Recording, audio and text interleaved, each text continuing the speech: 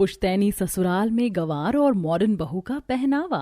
गांव की अपनी पुश्तैनी हवेली में रहने वाली शांति के 2 बेटे बहू थे और दोनों ही अलग शहर में रहा करते थे।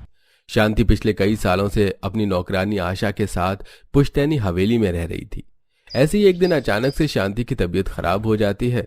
वो बेड पकड़ लेती है और आशा घबराकर डॉक्टर को बुलाती है। उम्र के साथ अब इनकी तबीयत पहले से ज्यादा खराब रहने लगी है। आप इनके घर वालों को बुला लीजिए, क्योंकि ये अब कितने दिनों तक जाएंगी मुझे नहीं पता। डॉक्टर की यह बात सुनकर आशा भी काफी डर जाती है और वो हॉल के लैंडलाइन से शांति के दोनों बेटे बहू को फोन करती है। बड़ी बहू, माँ जल्दी से गांव आ जाओ। तुम्हारी सास काफी बीमार है और उन्हें चिंता सता रही है कि उनकी पुश्तैनी हवेली कौन संभालेगा, क्योंकि तुम दोनों ही उनसे दूर हो। मैंने शोभा को भी फोन कर दिया है। हाँ काकी, हम सुबह तक किसी भी हाल में आते हैं। इस तरह आशा, शोभा और उमा को शांति की बीमारी के बारे में बताती है और सुबह होते ही शोभा और उमा अपने पूरे परिवार के साथ अपने गांव के पुश्तैनी घर पहुंचती हैं, जहां शांति अपने शाही कमरे में बिस्तर पर लेटी होती है। अच्छा हुआ जो मेरे मरने से पहले मेरे दोनों बच्चे अपने परिवार के साथ आ गए। अब तो बस मेरी एक ही इच्छा है कि मरने से पहले मैं अपने दोनों पोतों की शादी देख लूं। माँ जी, हम तो अपने बेटे के लिए रिश्ता देख ही रहे थे। अब आपने कह दिया है तो मैं बिना कोई देरी करे जल्द से जल्द अपने बेटे की शादी करवा दूंगी। माँ, शादी कोई मजाक है क्या? मैं इतनी जल्दी शादी नहीं करने वाला, और ना ही मैं करने वाला हूं। सूरज और अमित की बातें सुनकर उमा और शोभा दोनों ही अपने बेटों को कमरे से बाहर अलग अलग कोने में ले जाती हैं और उन्हें समझाती हैं। अरे बेटा, आज नहीं तो कल तुझे शादी करनी है। अगर तूने शादी नहीं की और उस अमित ने शादी कर ली तो जानता है तेरी दादी सास हमारा ये पुश्तैनी घर और सारी प्रॉपर्टी उस अमित और उसकी बीवी के नाम कर देंगी। अरे नालायक, शहर में भी हम गरीबों वाली ही जिंदगी जी रहे हैं। तू क्या चाहता है कि आने वाली जिंदगी में भी हम गरीबी में काट दें? तेरी दादी ये पुश्तैनी घर हम दोनों बहुओं में से किसी को नहीं देना चाहती। अगर अपने पोते की बहू को देना चाहती है तो इसमें हमारा ही फायदा होगा। बुढ़िया मरे उससे पहले शादी कर ले। शोभा और उमा दोनों ही अपने बेटे को काफी समझाती हैं और दोनों भाई इस शादी के लिए हाँ कर देते हैं। अब कुछ दिन बाद बिना समय गंवाए उमा और शोभा अपने बेटों के लिए रिश्ता देखना शुरू कर देती हैं और जल्दबाजी में जहां उमा अपने बेटे की शादी गांव की एक गंवार लड़की से करती है, तो वहीं शोभा अपने बेटे की शादी शहर की एक मॉडर्न लड़की से। और शादी करके जब दोनों बहुएं अपने ससुराल आती हैं और गृह प्रवेश करवाकर दोनों को शाही हॉल में बैठाती हैं और दोनों की मुंह दिखाई होती है, जहां गांव की औरतें दोनों की बहुओं की एक एक करके मुंह दिखाई कर रही थी और गिफ्ट दे रही थी।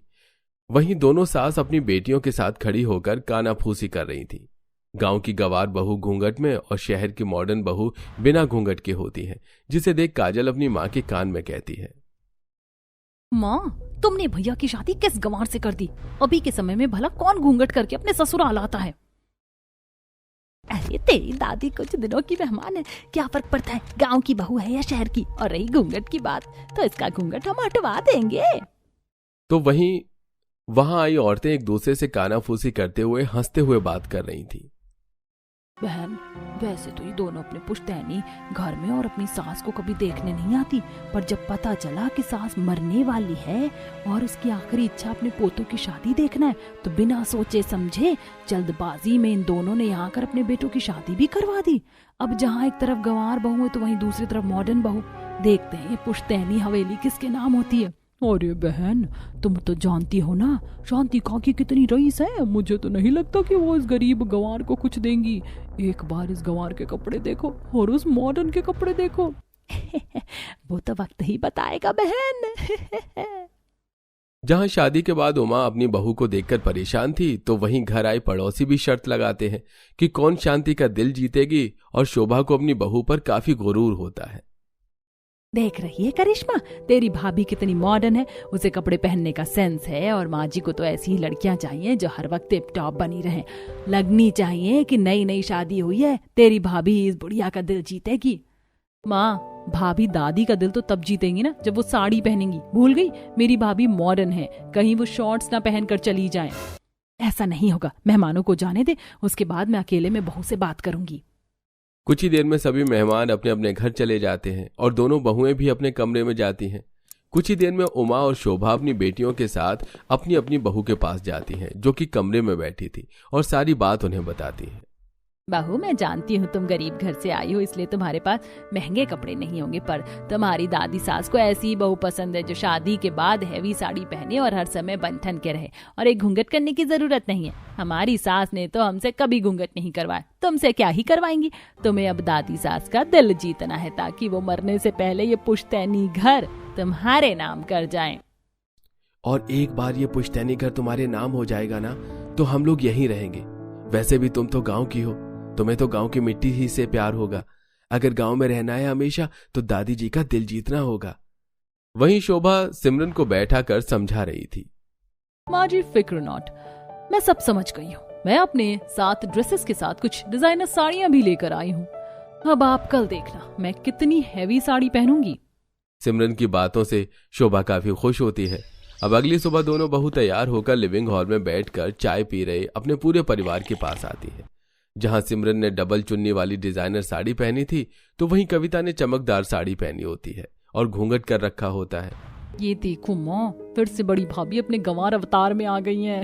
उनके सामने तो मेरी भाभी लाख गुना अच्छी लग रही है। जेठानी जी, जरा बच कर, मुझे नहीं लगता कि तुम्हारी बहू हमारी सास का दिल जीत पाएगी। ऐसा ना हो कि वो माँ जी को गुस्सा ही दिला दे। मेरी बहू भी कोई कम नहीं है। आज उसने साधारण कपड़े पहने, पर मैं अपनी बहू के लिए तुम्हारी बहू से भी महंगी और हैवी साड़ी लेकर आऊंगी। फिर देखना कैसे वो भी टिप टॉप बनकर रहती है तेरी मॉडर्न बहू की तरह। तभी आशा आती है।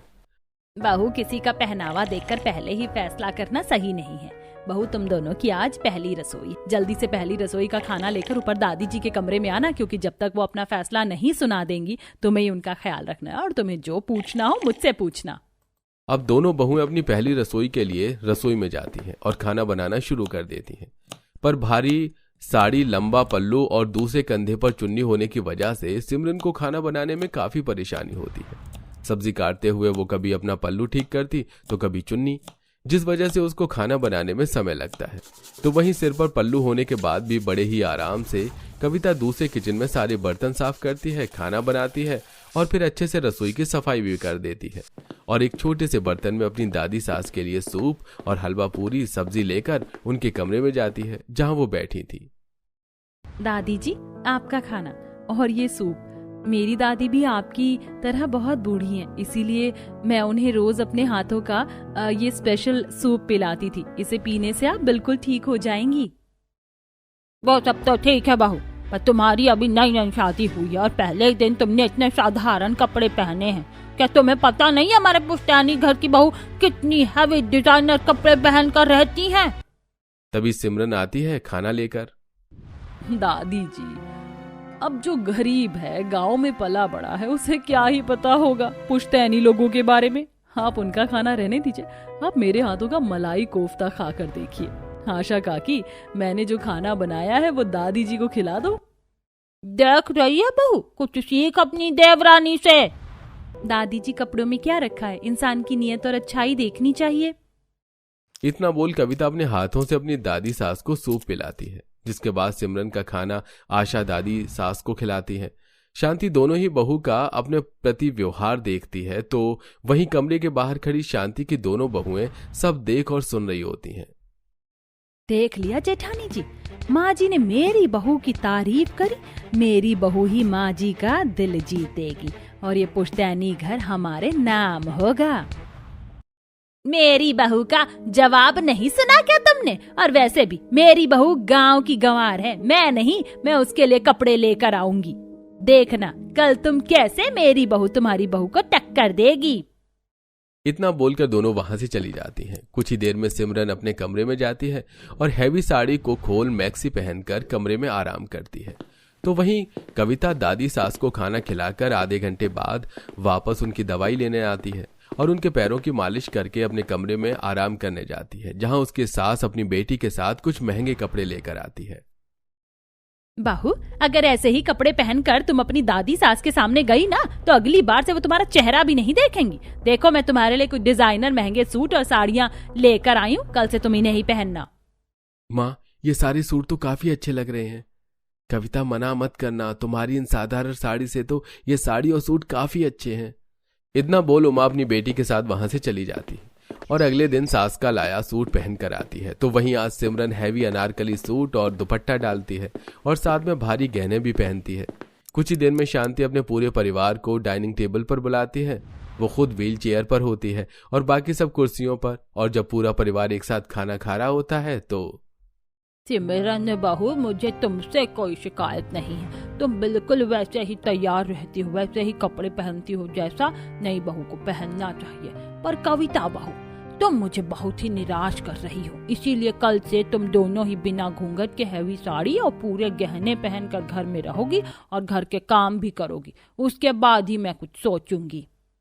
माँ, ऐसा करना जरूरी है क्या? अगर मेरी बहू को सिंपल कपड़े पसंद है तो उसे वैसे ही पहनने दीजिए। वैसे भी अब जमाना बदल गया है। बेटा, जमाना बदल गया है, हम नहीं, आज भी हमारा घर पुश्तैनी है।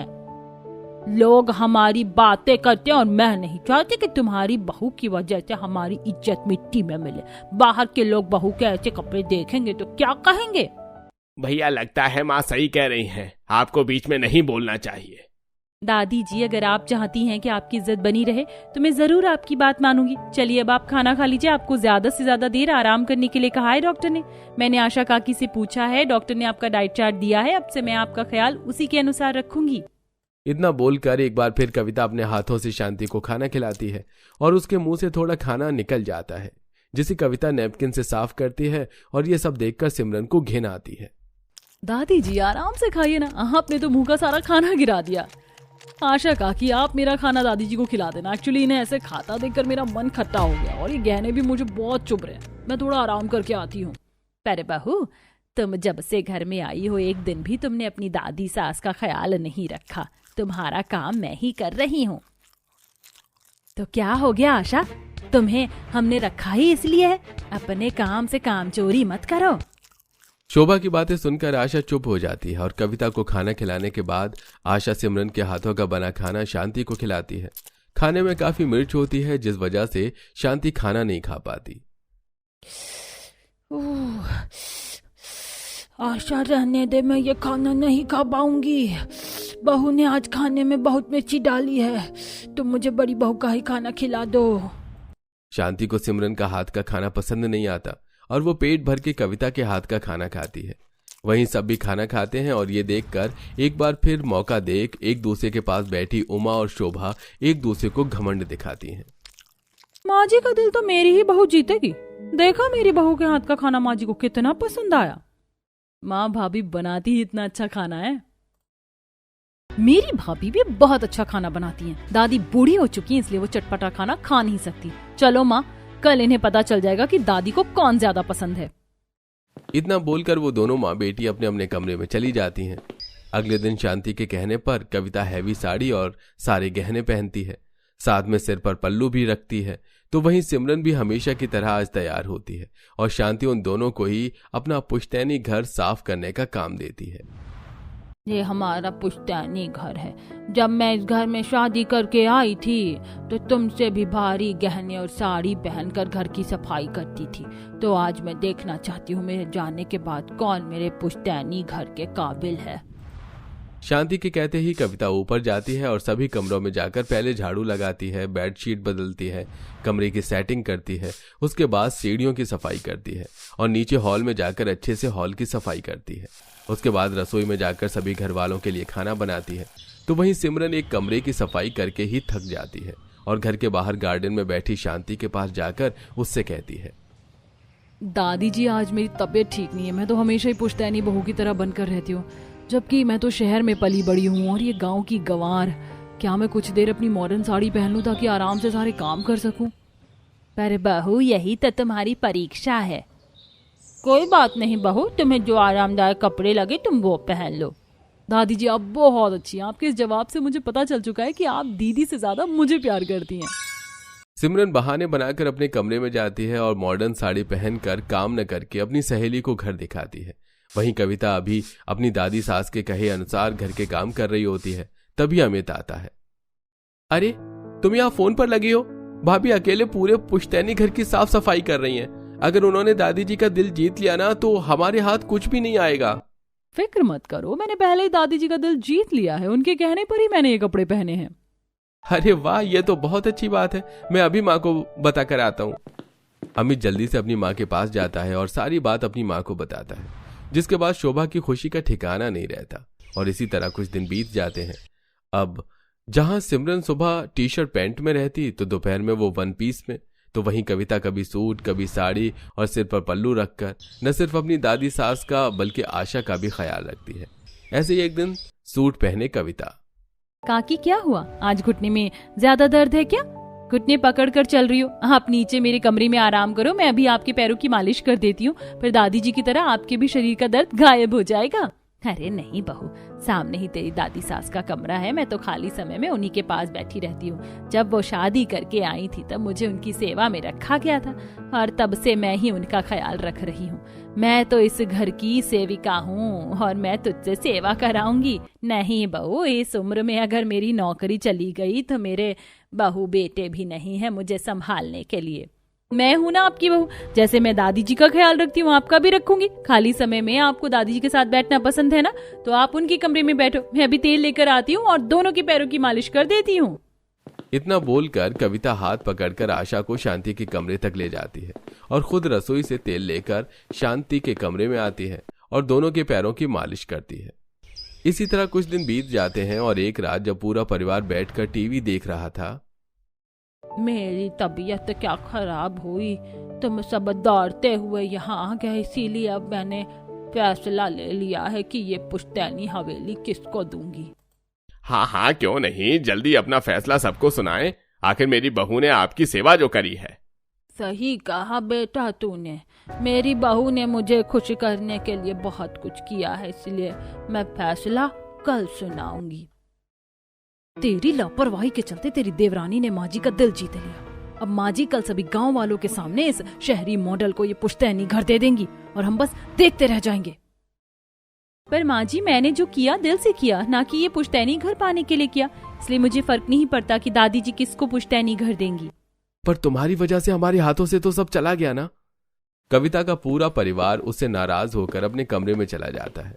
शांति ये सब कुछ देखती है और अगले दिन अपने दरबार में पूरे गांव को जमा करती है और खुद अपनी कुर्सी पर बैठती है जहां दोनों बहुओं ने काफी अच्छे कपड़े पहने थे। बहनों, लगता है बुढ़िया के पास दिन बहुत कम है। उसने फैसला ले लिया है कि अपना पुश्तैनी हवेली किसे देगी। जैसे ये गंवार दिखती है, मुझे तो नहीं लगता कि शांति बहन किसी गंवार के हाथों में अपना पुश्तैनी घर सौंपने वाली। हो ना हो, शहरी मॉडर्न बहू ने ही बुढ़िया का दिल जीता है। जीतना तो था ही, इसे मॉडर्न होने के बाद भी उसने पुश्तैनी बहू की तरह हर टाइम डिजाइनर साड़ी सूट गहने से जो लदी रहती थी। मैंने आप सबको इसलिए बुलाया है क्योंकि जब मेरा परिवार यहाँ नहीं था तो आप सब मेरे परिवार थे। वैसे तो मेरी मॉडर्न पोता बहू ने गांव में आकर सूट साड़ी पहना मुझे खुश करने के लिए, पर मेरी गंवार पोत बहू ने मुझे खुश करने के लिए या पुश्तैनी घर पाने के लिए कुछ नहीं किया। उसने जो किया दिल से किया। भले ही वो गांव की गंवार है, सिंपल रहना पसंद करती है, पर वो काफी समझदार है और मुझे अपनी गंवार बहू का ना सिर्फ बताओ अच्छा लगा बल्कि उसकी सादगी ने बताया कि उसके अंदर लालच नहीं है। और मैं अपनी पुश्तैनी प्रॉपर्टी ऐसे ही बहू को देना चाहती थी जिसमें लालच ना हो, इसलिए मैं अपना पुश्तैनी घर अपनी गंवार बहू को दे रही हूँ। जब सभी को ये पता चलता है कि शांति ने पुश्तैनी घर प्रॉपर्टी सब कुछ उस गंवार कविता को देने का फैसला किया है तो सब हैरान हो जाते हैं। माँ, हमारा पुश्तैनी घर तुम किसी गंवार के हाथ में कैसे दे सकती हो? ये तो 2 दिन में ही सब गवा देगी। दादी जी, आप जानती भी हैं, आपको खुश करने के लिए मैंने अपने मॉडर्न कपड़े ना पहनकर वो महंगे डिजाइनर हैवी कपड़े सूट साड़ी पहने और आपने सब कुछ गंवार को दे दिया। दादी जी, पर मुझे कुछ नहीं चाहिए और वैसे भी ये तो सबके साथ गलत होगा। हम एक परिवार हैं और सबको एक बराबर हिस्सा मिलना चाहिए। मैं किसी और का हिस्सा नहीं ले सकती। इस पुश्तैनी घर पर हम सबका बराबर का हक है। देखा आप सबने, अब पता चला मैंने क्यों पुश्तैनी घर अपनी गंवार बहू को देने का फैसला किया था। तुम सब लालची हो सिवाय कविता बहू के। सब कुछ मिलने के बाद भी वो तुम लोगों के बारे में सोच रही है और तुम लोग सिर्फ अपने बारे में। काकी, मरने से पहले तुमने बिल्कुल सही फैसला लिया है। इंसान को इंसान के पहनावे से नहीं पहचानना चाहिए।